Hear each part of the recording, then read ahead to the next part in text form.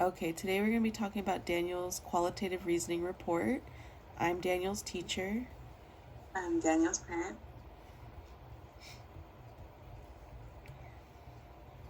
And so here we have the percentile comparison. Okay, how does Daniel compare to other students? So here we can see Daniel is the yellow line towards the middle. The line above it in blue is the 90th percentile when kids were tested weeks 1 through 18. The middle one is the 75th percentile, and the bottom one is the 50th percentile. So Daniel lies right there in the middle.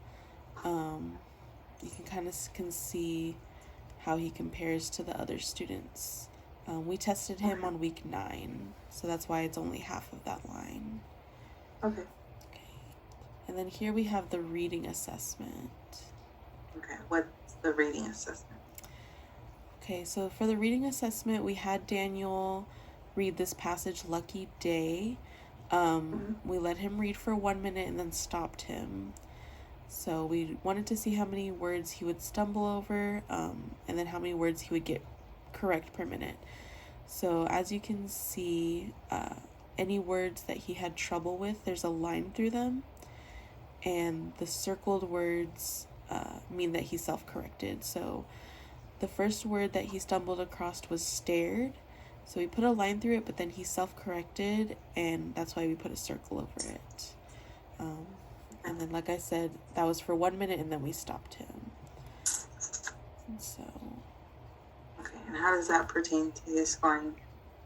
So here we have the levels of text difficulty. So after we did the reading assessment, we kind of filled out a form, and so the testing point, obviously he's in grade 4, and we tested him on week 9.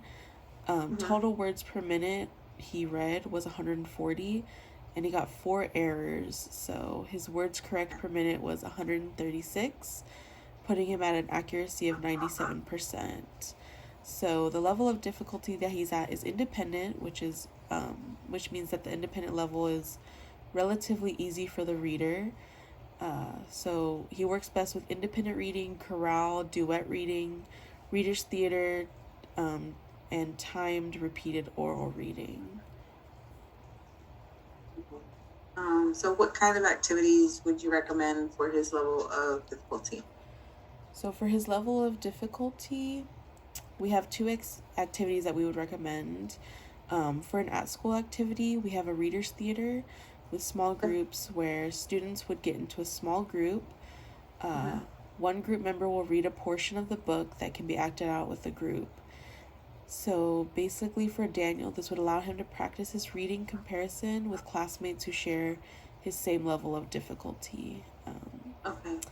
And then as far as at-home activity, we have this roll and tell, to where if you have a dice, you and Daniel at home can work on a passage or a reading and roll the dice, and then you would ask the corresponding question, and this would really help you track his comprehension and recall, and it would also kind of get him excited to have you participate in his reading.